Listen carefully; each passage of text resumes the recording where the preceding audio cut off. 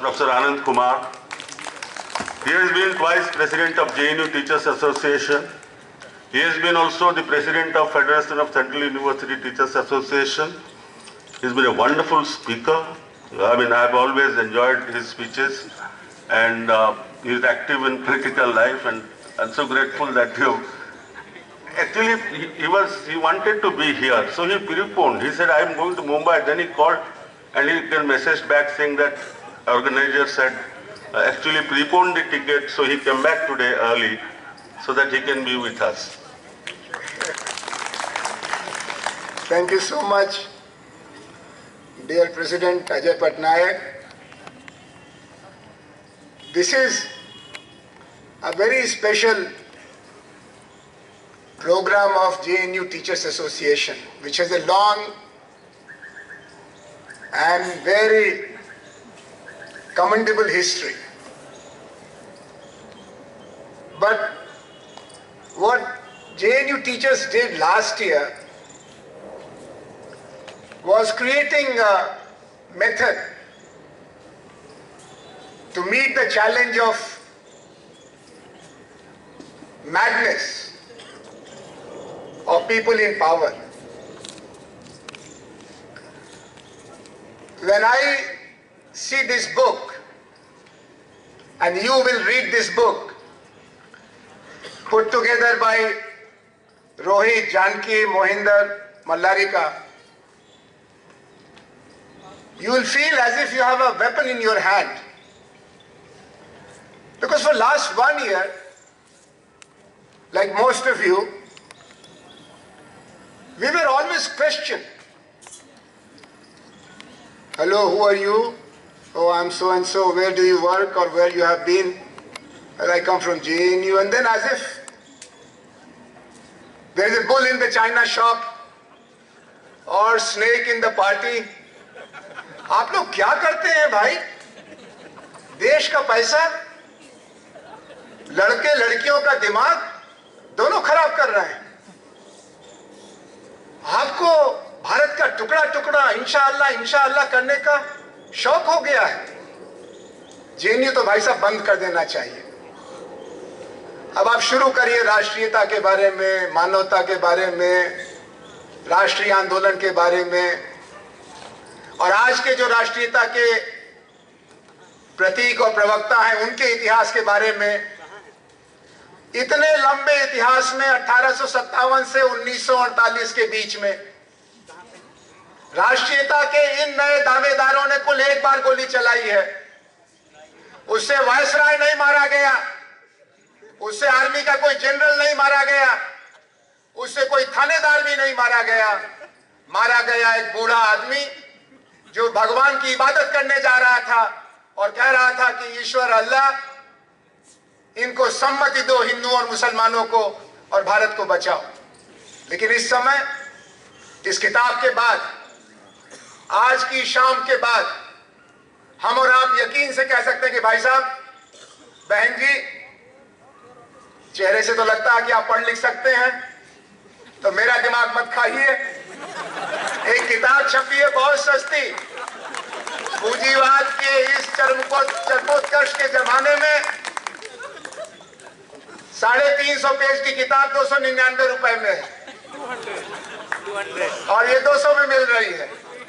और अगर आपके पास पैसा नहीं हो तो हम लोग चंदा इकट्ठा करके आपको देंगे पढ़ने के लिए. मोदी जी, प्रकाश जावड़ेकर जी, भूतपूर्व शिक्षा मंत्री स्मृति जी, और मेरी अपनी वाली कॉपी प्रेसिडेंट जनुटा से मैं निवेदन करूंगा, रजिस्टर्ड डाक से कुलपति जवाहरलाल नेहरू विश्वविद्यालय को भेज दिया जाए.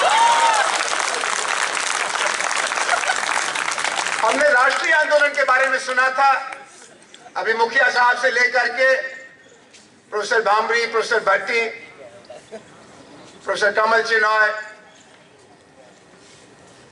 इन सब लोगों ने बताया. तो मुझे और आपको भी वाकया याद आया होगा, अकबर इलाहाबादी वाला.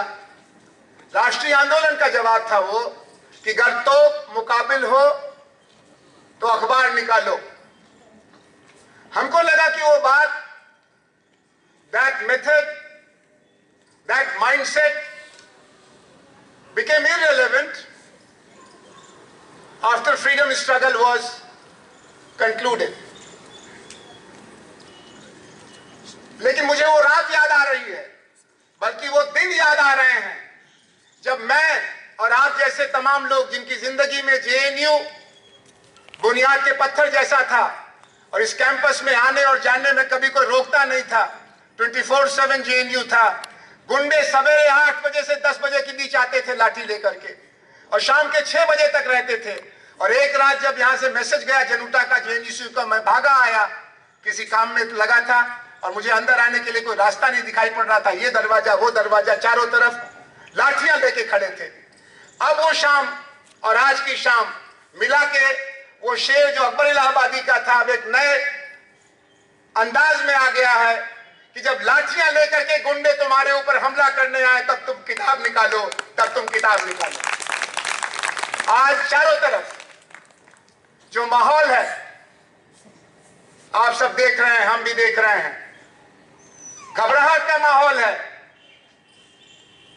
सच और झूठ के मुकाबले के बीच में, हुकूमत और दिमाग के मुकाबले के बीच में, और उससे भी ज्यादा नई पीढ़ी और तिकड़म करके हुकूमत पर कब्जा करने वाले एक जमात के बीच में मुकाबले का माहौल है।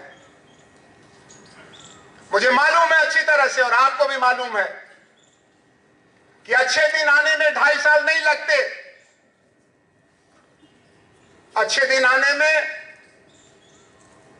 2.5 हफ्ते से शुरू हो जाता है अच्छा दिन और फिर वो चलता चला जाता है, उसका सिलसिला बनता है। काठ की हाड़ी एक बार चढ़ सकती है, बार बार नहीं चढ़ती है। लेकिन असली सवाल दूसरा था। The challenge before JNU was to connect creatively, consistently and continuously with the idea of nation called India. It was a threat that if we give up, if we back out, if we let them have their way, they will appropriate the idea of nation. And once that idea is appropriated, all future battles will be written in their name. By putting the best of the minds together,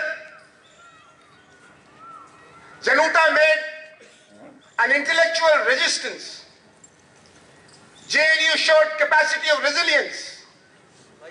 And today, we stand proud that we are a community of substance which knows the idea of nation,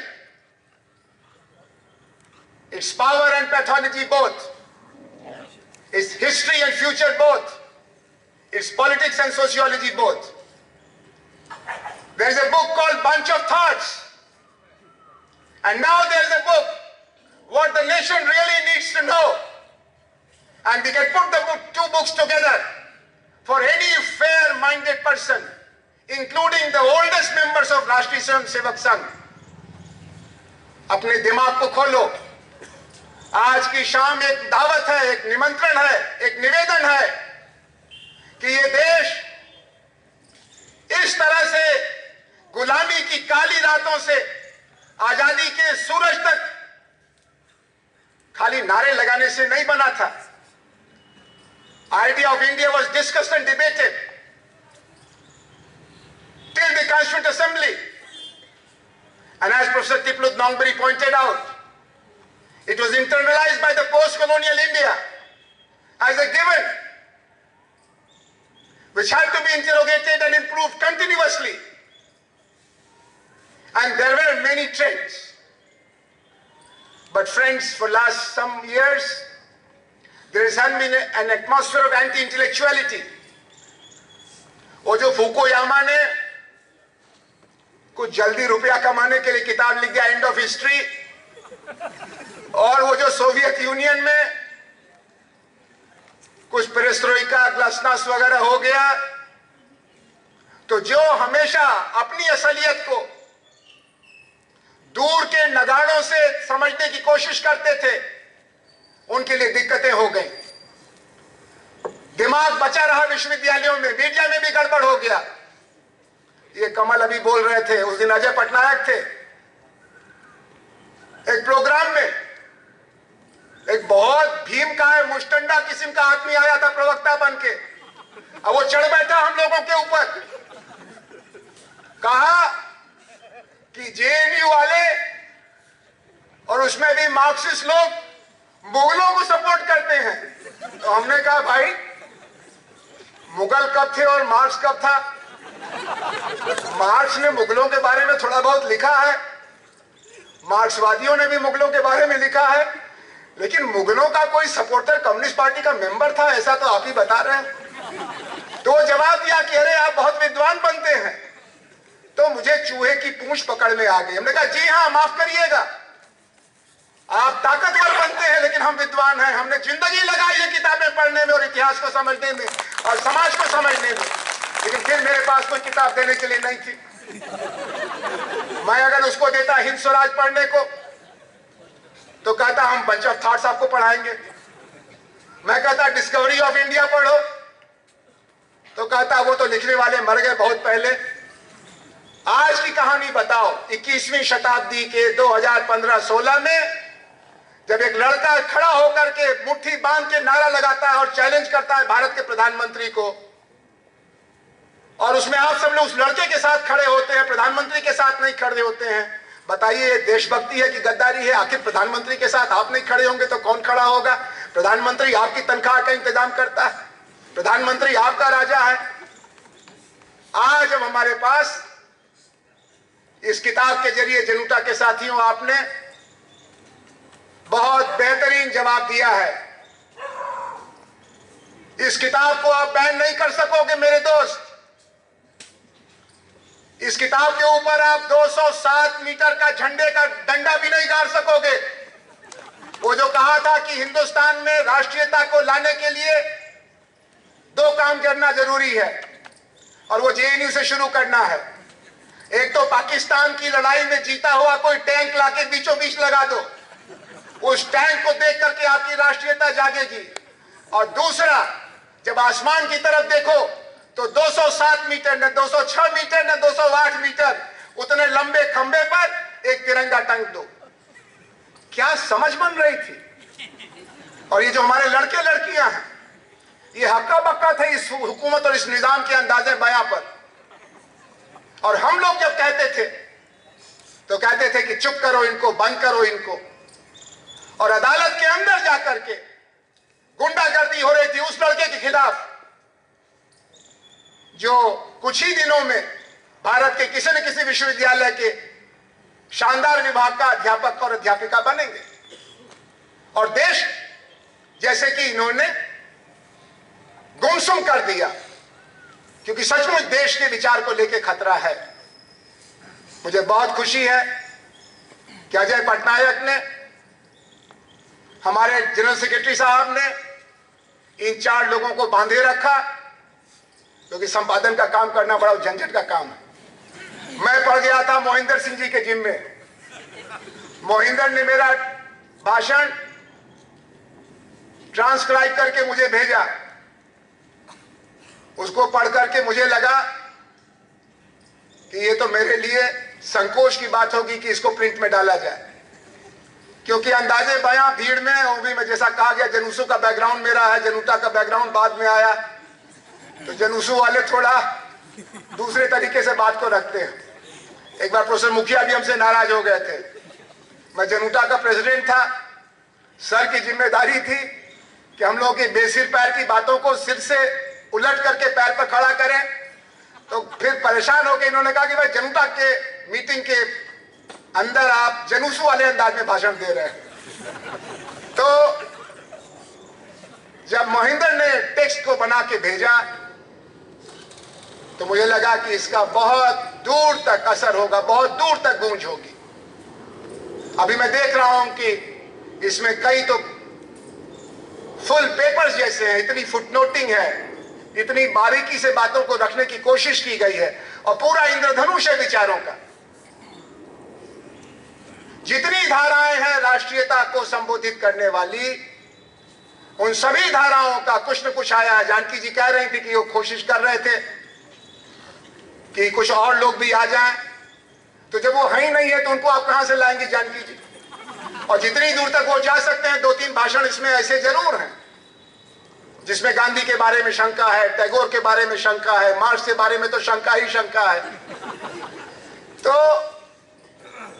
आज की शाम के बाद जो भीड़ में हकलाने लगता था और आप हकलाने लगते थे कि इनको क्या समझाएं, बुद्धि से पैदल लोग हैं, लेकिन हुकूमत इनके हाथ में है।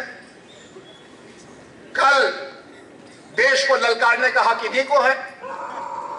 पॉलिटिक्स कभी कभी गलत मोड़ ले लेती है, फिर दशकों लगते हैं। It takes nearly a period of a generation or more than a generation to correct those twists and turns of democratic politics.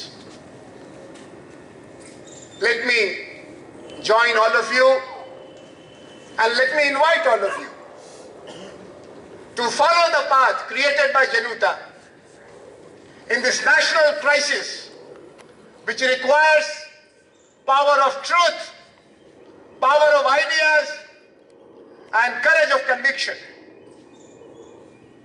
2.5 साल चला गया, अब ईद शुरू हो जाएगी, और ये मेरी आखिरी बात है और आपके लिए नहीं है, उनके लिए है जो अभी भी उम्मीद कर रहे हैं कि कोई करिश्मा हो जाएगा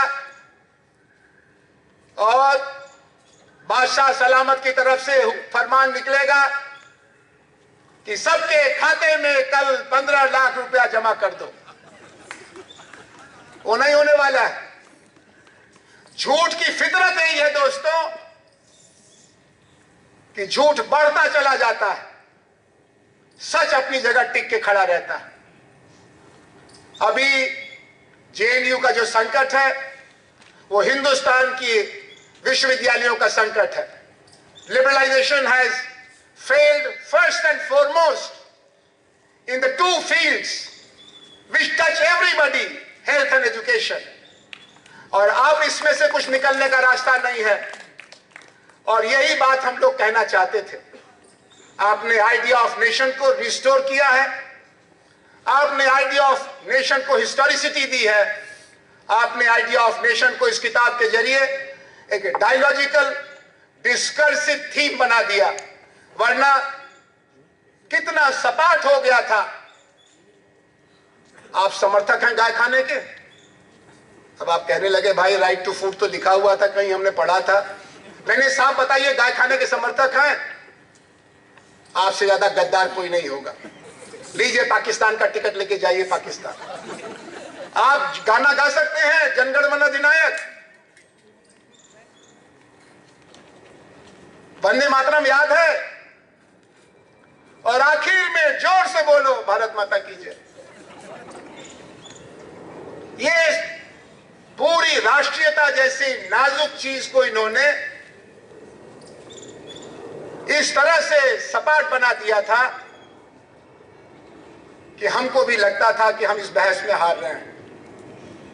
ऑटो वाले कहते थे, ऑटो वाले जो चेहरे से हमको और आप जैसे लोगों को पहचानते हैं, सर आप तो जेएनयू जा रहे हैं ना, माफ करिएगा आज हम नहीं जा पाएंगे, गैस भरानी है, बच्चे को इंतजार करना है, ड्यूटी कहीं और लगी। जेएनयू आना नहीं चाहते थे, लेकिन इतिहास ने ही नहीं समाज ने भी जेएनयू को बचा लिया।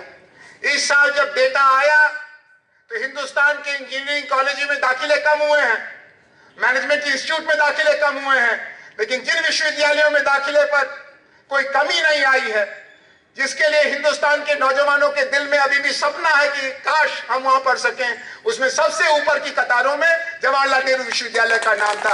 हजारों हजार परिवारों से हजारों हजार विद्यार्थियों ने दाखिला लिया, और आज उनमें से कुछ यहां पर भी होंगे। मित्रों, जनुता का ये वो वाला मित्रों नहीं है, ये जेएनयू वाला मित्रों है।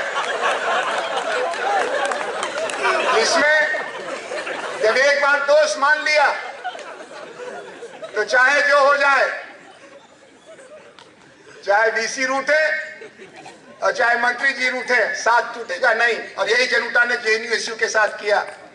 जेएनयू को मैं इस मौके पर आखिरी बात के तौर पर यह कहूंगा कि आपको पूरा हक है इन्वेंटिव होने का, क्रिएटिव होने का, एक ही चार्ज का ख्याल रखना।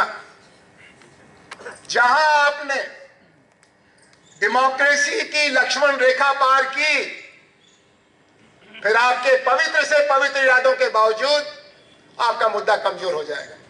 इस विश्वविद्यालय के इतिहास में अगर कोई चीज है जिसकी वजह से कि जनुता ने हमेशा जनुसू का साथ दिया, रात को 3 बजे तक समझाते थे इसी बिल्डिंग में हम लोग, फिर होता था नहीं समझ रहे पुलिस बुलाओ, और उसके बाद शाम को सवेरे पुलिस आई ले गए, 2 घंटा भी नहीं हुआ थाने में तो वही मास्टर जो समझा रहे थे, डिसएग्री कर रहे थे, सारे जनुसू वालों को जमानत लेकर के वापस ले आते थे। ये कल्चर रही है जनुसू जनुता के रिश्ते की, उसको बचा के रखना। आप अगर कुछ पर यकीन नहीं करोगे तो दुनिया आपको बहुत अंधेरी लगने लगेगी कि हम तो अकेले, हमारी कोई सुनता नहीं है। इस किताब के जरिए जनुता ने टीचर्स के लिए तो जो किया है, स्टूडेंट्स के लिए भी, जो स्टूडेंट्स डिमोनाइज हो गए थे, स्टिग्मेटाइज हो गए थे, ऑस्ट्रेसाइज हो गए थे, उन स्टूडेंट्स के लिए भी एक बहुत नायाब ढाल दी है, रोशनी की मशाल दी है।